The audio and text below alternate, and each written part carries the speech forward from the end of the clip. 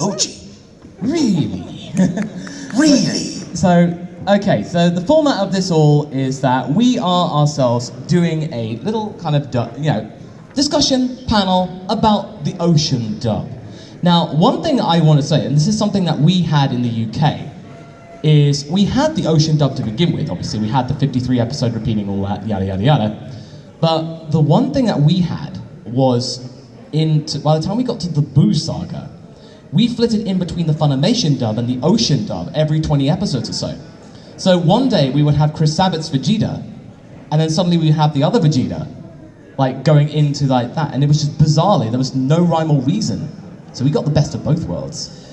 Vegeta, Vegeta, Vegeta, Vegeta, Vegeta. Back and forth. Yeah, every 20 episodes or so. It was like every few weeks, it would just keep jumping back and forth. It was just so strange.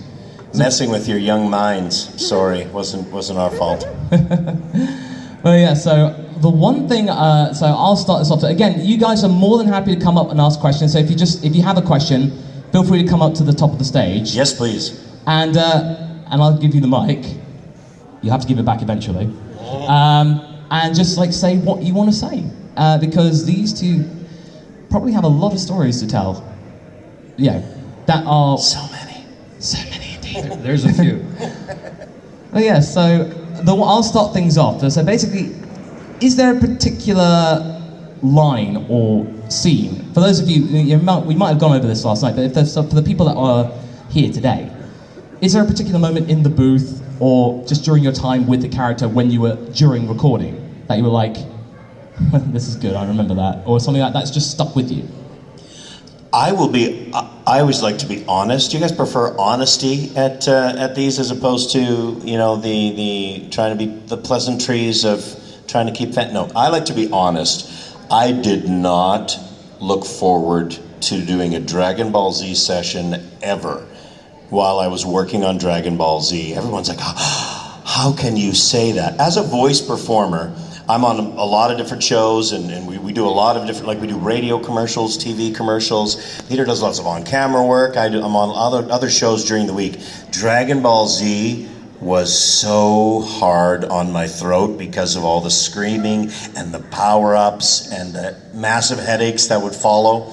I would never look forward to it when my agent called and said, okay, you've got a 4-hour booking for Dragon Ball on Tuesday.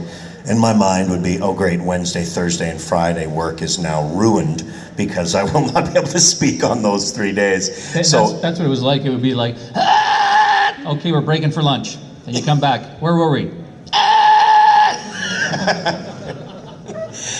And it was scream after. That was the only show I've ever actually completely lost my voice on, was Dragon Ball Z. It was before some of the rules changed. When we were recording, we're part of a union, the Union of BC Performers in Vancouver, and we were allowed, when we first started recording this show, to record 8 hours. You could have an 8-hour session. It's now maximum on a show you can do is 4. They don't let you go for 8 hours. So we could dub 8 hours of Dragon Ball Z with a lunch break, and that was insane. I had an 8-hour session of just Vegeta dialogue very early in the series. So much fighting. It was tons of fighting, obviously, in the Saiyan saga with Goku, and I lost my voice. I remember after the session going out for dinner with friends, and I had to write everything I wanted on paper. It wasn't a whisper. It was like, no, it's gone. So I would write down, what do you want? And I'd show the waiter, water, more water. That was one of my earliest memories. And it came after huge power up. Barry, who was the producer on the show, early on with Funimation, one of the first Funimation guys, I remember he promised me a box of donuts, which I didn't really want, but he was sitting there munching on donuts while I was doing a power-up. It was a really long one. Vegeta's mouth was just open forever. I remember he was flying. I can still see it. He was flying through the air, and going on, and I kept running out of air before his mouth closed. And we would stop. He's like, oh, we didn't quite make it, Brian. He's like, man, I promise you can have the rest of this box of donuts if we can just get that through, all the way through to the end, so I don't have to loop it, like sort of add more sound, which they would probably do now. But I remember I managed to get it one time, almost passed out, and that was the day I lost my voice. But fun little story, not so fun to do. And it was really funny because there'd be times in the series where, two of the characters would face off floating in the sky, looking at each other for like a week and a half. Right? Just. And they go, last time on Dragon Ball Z. But Brian was right that in the very first few episodes, they would record us, at least for me anyways, chronologically, page 1, page 2, page 3. So you'd be fighting, screaming, 2 lines of dialogue, and then screaming for another 8 pages. And then they switched it very quickly and just said, no, when you come in now, we're going to do all your dialogue first, and then you're going to scream for 7.5 hours. And that's how we did it. Oh yeah, no, absolutely. I remember there was one other anecdote. I went to a convention in Ireland, so this is already going to be involving some kind of alcohol. What? And they were doing a drinking game. Not Ireland. A Dragon Ball Z a drinking game. Every time a character screams, take a drink. This was during the Boo saga. You'd last 5 minutes. And it was just like, there'd be like, somebody scream, 5 seconds. Vegeta goes, yeah! And everyone's got, oh no! I wasn't drinking at that time, so I was just watching and go like, you chose poorly. But yeah, so I actually have individual questions for you both. So, Brian. Yes. Now, it was something really fascinating that you said last night about, don't worry, it's totally legit. There was a lot of stuff said, but you had to be there. But there was this one thing you said that when you went into audition for Vegeta, you said that you hadn't seen a picture, you just knew that he was an alien. Yep. And I was saying, and that made me think, if you'd actually seen a picture and you'd actually seen a little bit of Dragon Ball Z, like you had a bit more information and you'd seen what Vegeta looked like. Yeah.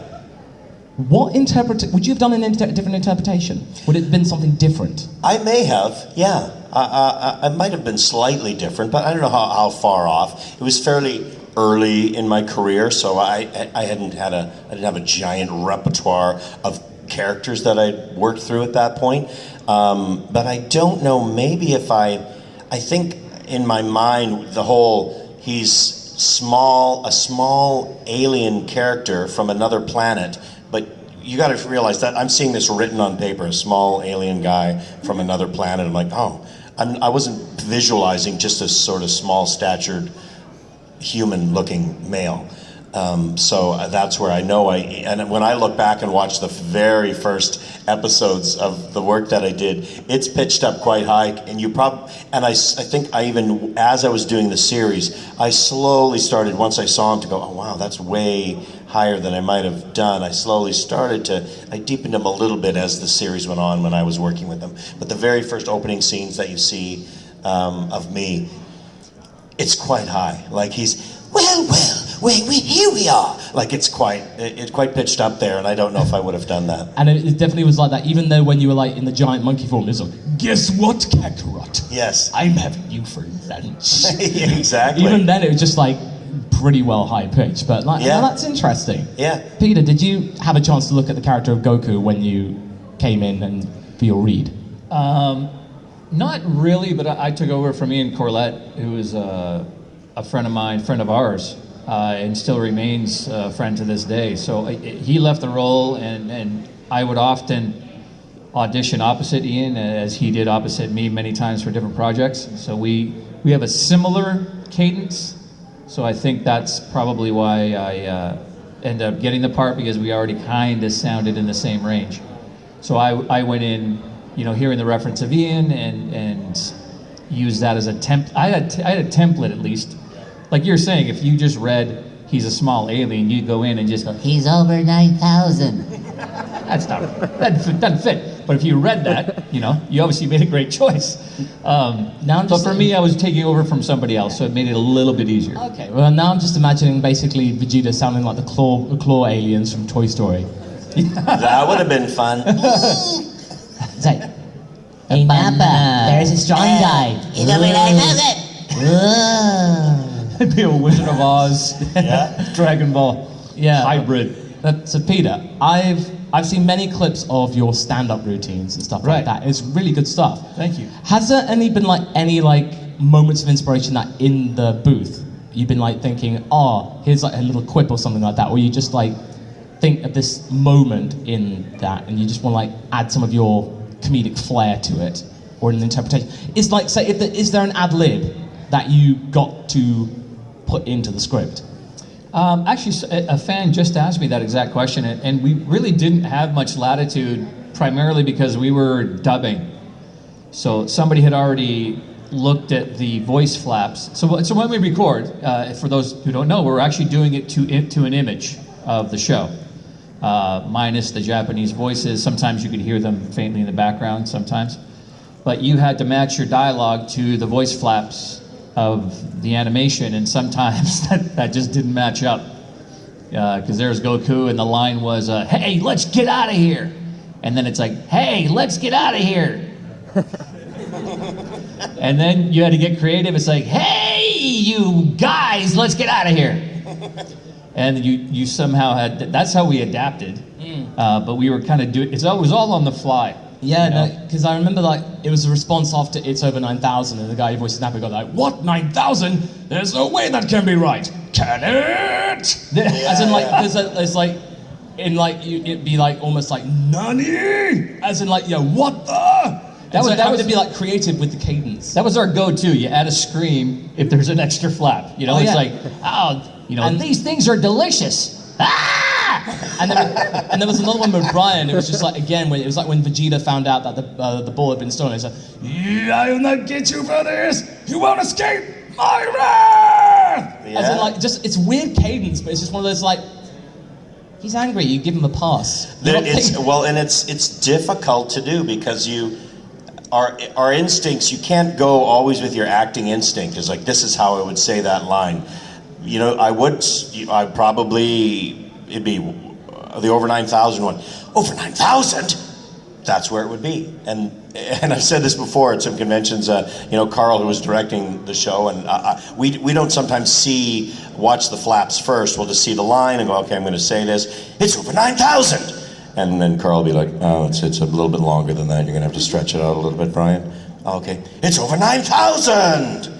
Well, like a lot longer. There's way more. And then by the time we got through, it's like, okay, I'm just going to, 9,000! And it ends up being a very odd sounding read that wasn't the natural choice to make, but it's the one that, okay, yeah, let's just move on, Brian. That fits, it's weird, but let's move on. It's kind of like when I did my Kamehameha, it was like one breath, and other actors afterwards would break it up, and people are like, wow, you did it in one breath, and it's like, well, nobody told me that I could take a breath, so that's what I did.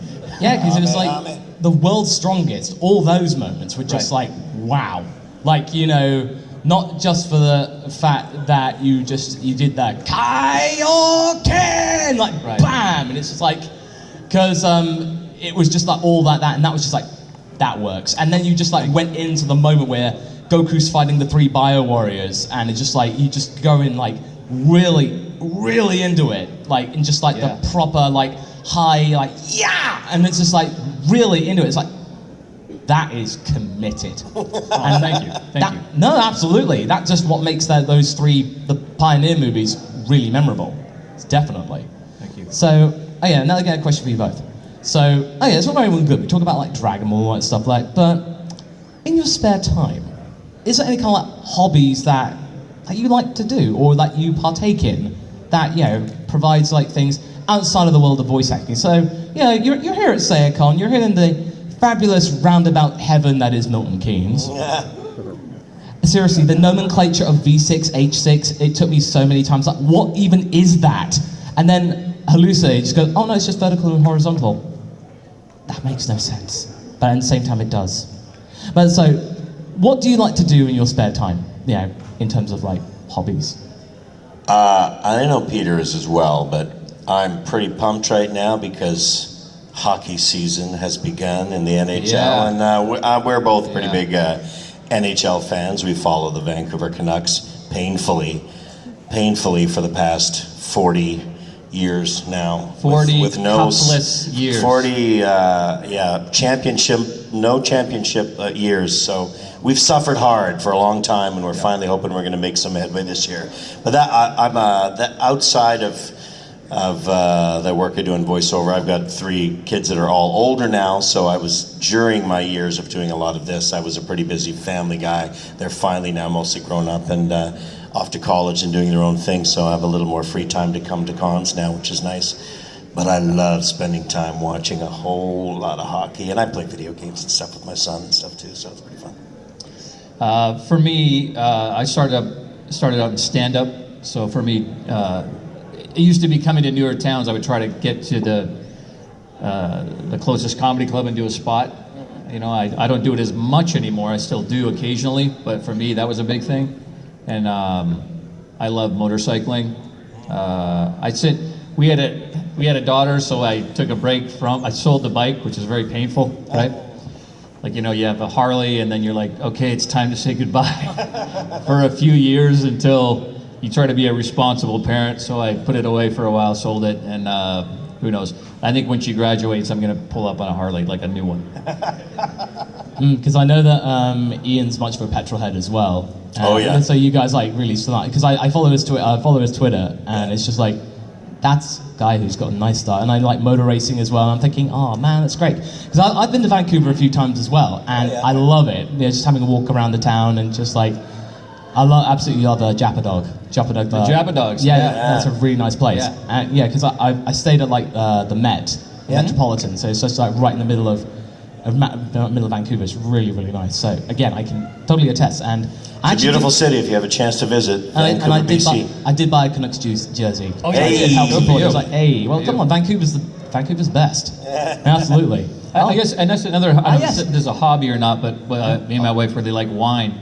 All right. For years back, I got a commercial campaign for Robert Mondavi, who's it's a California winery, world renowned, and I did their TV commercials. I was turned into the cardboard cutout for their campaign, and it was this mass campaign, and they kind of introduced me to wine, and we got to drive down to Napa Valley, and we stayed in the home that they grew up in. They put us up there. Wow. And were their personal guests, and it was an incredible experience, and it opened me up to the whole world of wine. So even coming here, we went to the Walmart superstore next door, and there I am, wine section, checking out the wine section, because it's so great coming to Europe and seeing all these fantastic European wines, or Italian, the French wines, on and on. So for me, that's kind of an interesting thing for me. Well, I can definitely give you a recommendation for good English wine. And it's a vineyard that my uncle lives right next to. It's called Denbies, and it's a huge English vineyard. It's down in the middle of Surrey, so it's like just a bit further down south. Okay. But if you have some time to head down there, it's a huge vineyard, and it's like some of the best English wine that you can have. And it's just a nice little store. The type of stuff I love to hear. Yeah, and again, it's really, really nice. And again, my uncle swears by it, and he doesn't often drink wine, but yeah, that wine just means a lot and nearest and dearest to him. And his uncle swears a lot, so. He swears a lot. Well, actually, no, but he goes on for a long period of time. But seriously, because we're actually getting married next month, and there's like a church up top, which used to be owned by the people who owned Denbies. Wow. So it was like where all the workers used to go. So it was part of that. So, hey, you make the tipple, and then you go to church in the morning and the end of the night. But it was just like, it's just that nice little, it's deepest, darkest Surrey. It's very, very quaint. But again, if you have some time to get some Denbies wine, I seriously recommend it. Thank you. Nice. Yes. Tip number 1. Questions? Yes, we have some. Well, it's not just tip number 1, it's tipple number 1. Ah. Hi, so we know that like foods like chocolate and cheese like coat the throat and make your voice sound weird. Are there any other foods that maybe we wouldn't think of that maybe you ate before a session or at lunch and suddenly, oh, my voice is all different now? Cigars.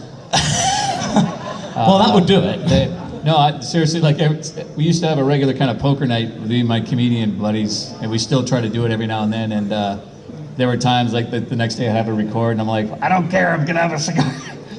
And you show up at the session, you're like, argh. But it's seriously like when it's like flu season. You see a lot of actors in there with their Ricola cough drops and hot teas and honey and lemon throat and sprays. Yeah, it's a common sight to see. Nimjam, that's another one. That Asian sort of syrupy stuff that's you coat your throat when it gets really wrecked. It's called Nimjam, and it kind of just tastes like a sweet syrup, really. But it's a popular one for voice performers to use when they're feeling that scratchy, crackly kind of voice come on. But yeah, I usually do avoid dairy products, like you said, are usually the one. You don't want to go into a session and say, I'm going to have a big bowl of yogurt right before doing Dragon Ball Z. That's probably not a good idea. Have some juice instead, or some hot tea. In my like 30 years or so doing voice work, I think I've missed one session due to not sounding close enough to my own character. Yeah. So it's a pretty good average. But yeah. Luckily, it doesn't happen too I actually often. find it kind of fun sometimes when I'm watching an animated show that I've seen before and I can tell someone has a cold. I'm like, oh. Even when I was a kid, I was like, Grover sounds different on Sesame Street. Oh, Jim Henson's got a cold today. You know what happened to me once? I laid down an audition for a commercial, and I thought I did pretty good with it. It was supposed to be it's kind of a comical Italian character. So I did it, and then I didn't get it, and then I heard the commercial, and I called my agent, and I go, that's me! They used my audition, and they're not paying me for it. And it turns out it was Vincent Tong. Wow. It was another actor. And it just, by chance, we went in and sounded almost identical, and I couldn't tell the difference. Wow. And he got paid. So good for him. Wow. Yeah, my question is for Brian. Yeah, sure. 2 words: copy Vegeta. Yes.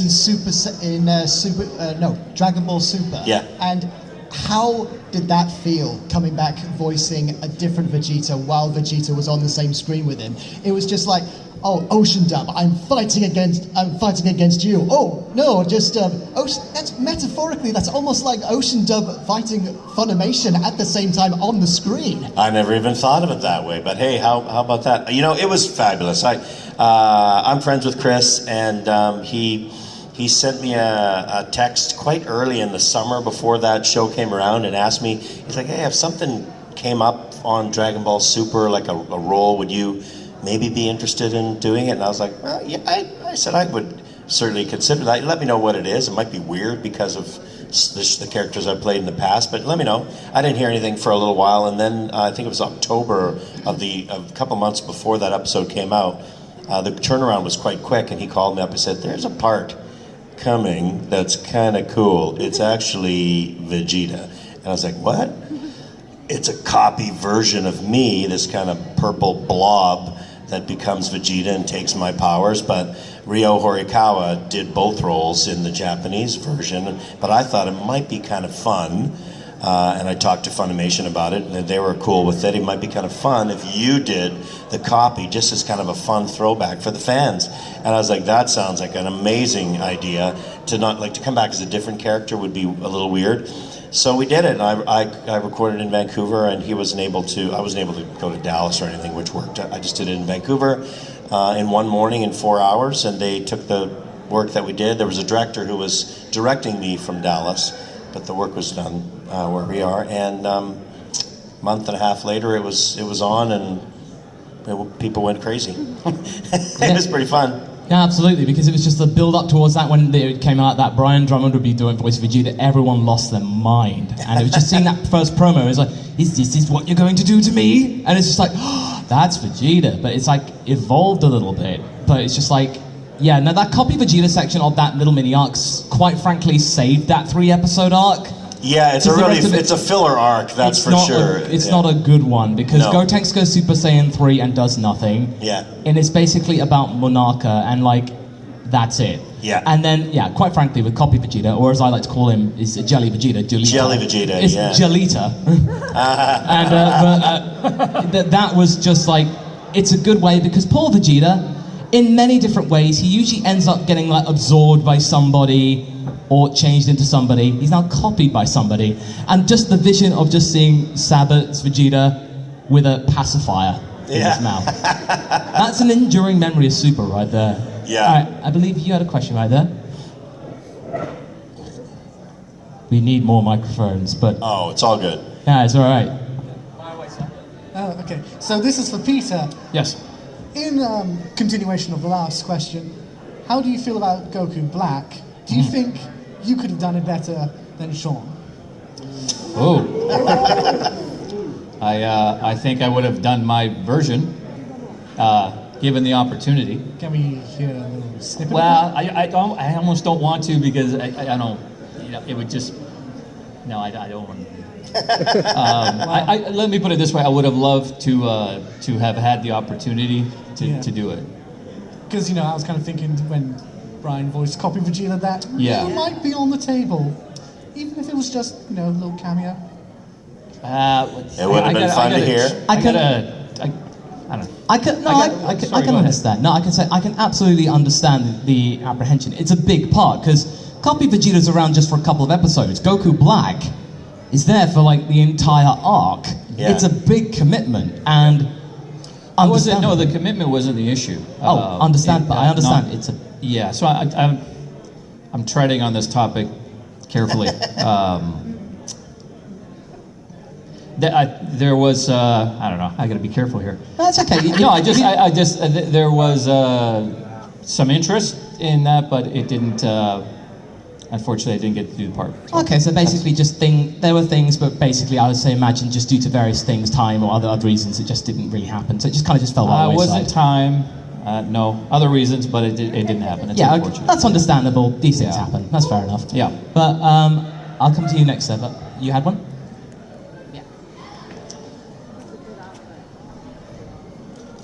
You look fantastic, by the way. Thank you. Yes, great cosplay. I've got a question for both of you. A lot of people don't know that Brian, that you voiced Vegetto, and I didn't know until I heard it. Yes.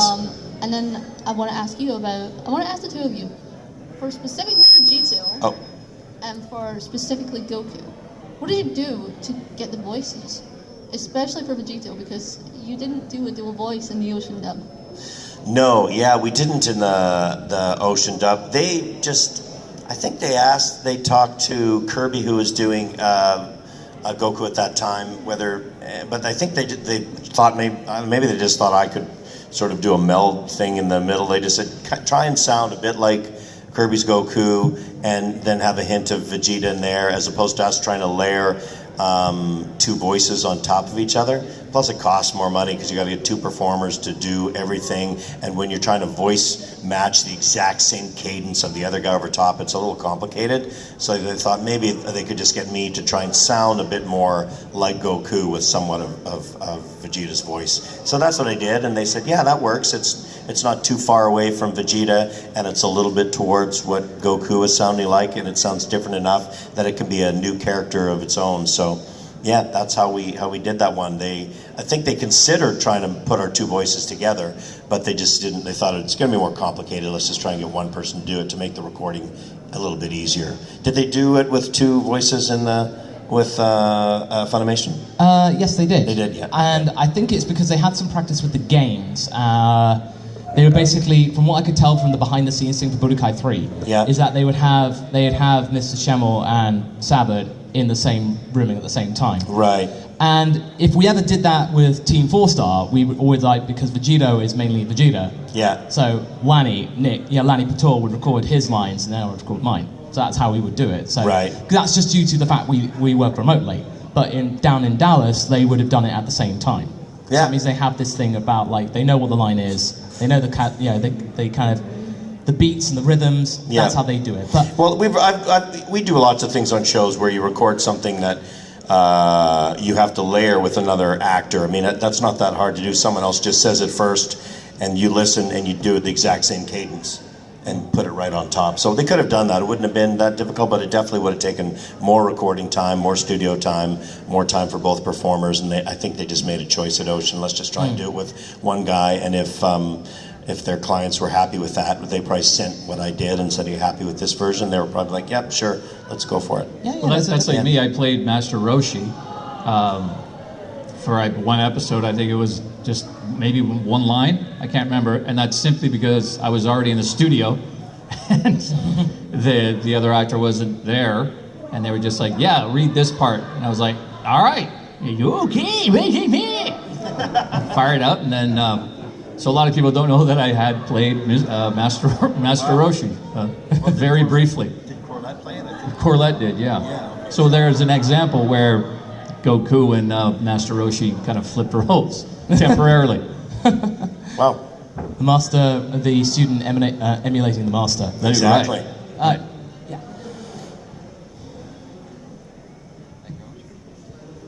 So, a very quick question. Yeah. Was there ever a role that passed you by that you would love to have had during your career? Like, whether it be a part that was initially pitched to you, but you turned it down because of commitments, or a role that you didn't have any clue whatsoever, but you took a second glance and just went, "Oh, I wish I had that part. I wish I could have done that role." That's a good question. That is a good question. It kind of came around for me, so I was happy to still be able to do it. I really wanted to play Wolverine in an X-Men series that was done in the early 2000s in Vancouver. I did not get that part. Scott McNeil got it and did a fabulous job, but I was a big Wolverine fan. But years later, I ended up landing the role of Wolverine for a number of animated movies. I think we did 4 or 5 of them, and I got to play him in a bunch of fun movies, and actually some darker ones that were motion comic style that were based right off the actual comic books. So I got to play my favorite Marvel character, who's Wolverine. I got to come around to do it later in my life. So that was probably my biggest early on disappointment in my career, but it kind of got resolved later when I did get a chance to do it, which was fabulous. I've had so many instances where I came very close to roles, and some of them kind of comedically. If you guys remember the X-Files, I read for every one of the lone gunmen, every one of them, and didn't get any of them. And then I ended up on the show like 4 times after that in different roles, different capacities. But obviously the lone gunman, Dean Haglund, the long blonde-haired guy, Langley, was a very good buddy of mine. We used to do improv together. And obviously they were on the show for years. Had their own series briefly. Had their own series for a while. The role of Walter Harriman on Stargate, the guy who dials the gate. Gary Jones got that part. I read for that. And that was a hilarious audition because we got the script and it was like, okay, just do the lines. Okay, Chevron 1 locked. Chevron 2 locked. Chevron 3. I can keep going. Chevron 4 locked. Thank you. Didn't get that, and he ended up working for 17 years on that show. One that kind of stung a little bit was, do you guys did you see The Watchmen? The film Watchmen?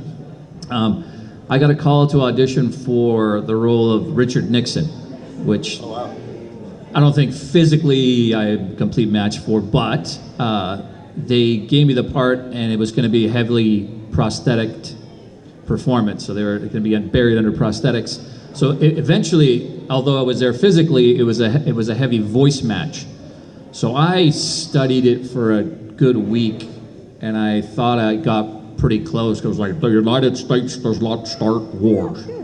So I got pretty close, I thought. So then I went to the audition, and Zack Snyder was there at the audition. And then I auditioned and did my thing, and he's like, that was great. That was great. And he's looking around to his producers next to him. He goes, yeah, right? And they're all like, yeah. He's like, have you done prosthetics before? And I'm like, yes, many, many times. And he's like, okay, so you'd be available to come down to LA for a makeup test like in 2 weeks? And I'm like, yeah? Usually you don't get this kind of affirmation In the audition. In the audition room. They go through your agent, could take weeks or months. So it's all sounding pretty good, and I'm on my way home. Like 20 minutes later, I haven't even got home yet. My agent calls and they go, I think you're getting this. And it was a really big deal at the time, this film. Yeah. And they go, so we're just waiting for them to call, but they already called and said, it looks like it's going your way. And I'm like, wow, this is a huge project.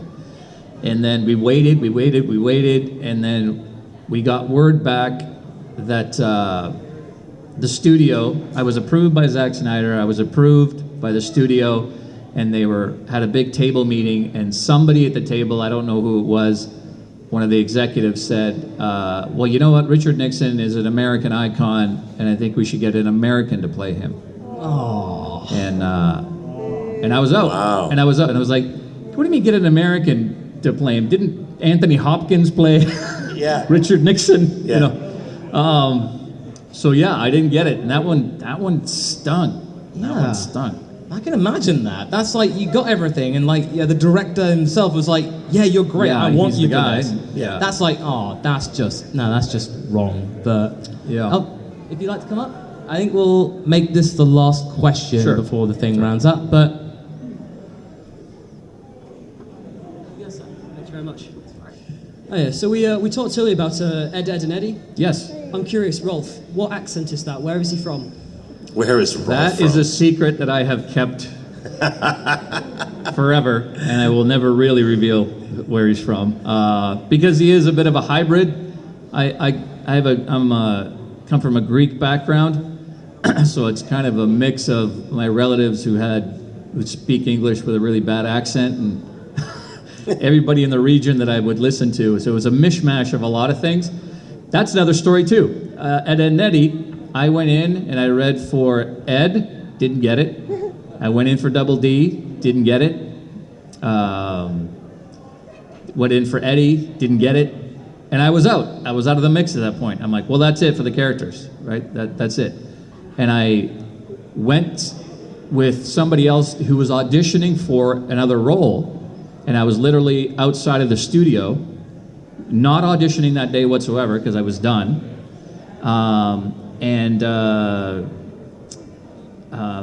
Danny Antonucci ran out of the studio, sees me, and he goes, "Hey, we got this foreign kid. You want to come in and read for it?" And I was like, "Sure." So they gave me the lines, the sides, and I had a picture of Rolf, and I had about 5 minutes. Come up with something. I just ran in and it's like, What are you doing, Ed boy? and that was it. That was it. You know, it's so weird in this industry. Sometimes I was talking about the Watchmen thing where it was you audition and you wait weeks for word. I had 5 minutes on this one to come up with a voice, and then the show went on for 10 years. So you never know what to expect. I was telling someone that earlier with Death Note. I had like 4 or 5 roles that I was going in to read. None of them were Ryuk from Death Note, but when I showed up at the studio, I saw the picture of Ryuk on the wall, because they sometimes put the pictures up for you to see them. You don't initially get to, but you see them when you show up at the studio. And I was like, geez. All the rest just look kind of like normal anime character guys. And then there was this creepy looking demon guy, which wasn't one of the characters I was getting to read. And I've always loved to do the bad guys. I thought he was a villain, which he wasn't really. And I asked when I went in after I read my other roles, I asked the director, can I read for that Ryuk sort of creepy looking guy too? That one looks really fun. He's like, oh sure, yeah, you're ahead of schedule. You got your other stuff done. Let's go for it. And I read that one, and I didn't get any of the other parts I read for, but I got Ryuk. So it's funny how that happens. That happened to me once. There was a show called Class of the Titans. Oh yeah. An animated show, and I went in, read for a bunch of characters that they had provided. Sometimes they say, you know, we want to see Brian, and we want to have him read for character A, B, and C. Yeah. So that's what happened here. They had me go in, and they're like, oh, we want you to read for this character, that character. And then I was done. They were like, okay. And I said, can I read for Grandma Hercules? And they were like, yeah, okay. Yeah. And I'm like, no, I'm serious. And they were like, okay. So I just did my Greek grandmother. That's who that was. He's like, oh, Harry, you look tired. Why don't you lay down for a while? It's Rolf. It was a version of Rolf. So there's a hint as to where Rolf's from. Yeah. Rolf is my Greek grandmother. all right, awesome. Well, I think that she'll be wrapping up today's Ocean Dub panel. So thank you very much, gentlemen, for Thank coming. you, guys. Thank you very much Great for questions. listening. So coming up next, we have the What If discussion panel with myself, Choirman, as well as an extra special last minute guest, Havarog. So he'll be my research buddy. So expect that in about 10-ish minutes or so. So thank you, everyone. Enjoy the rest of your con.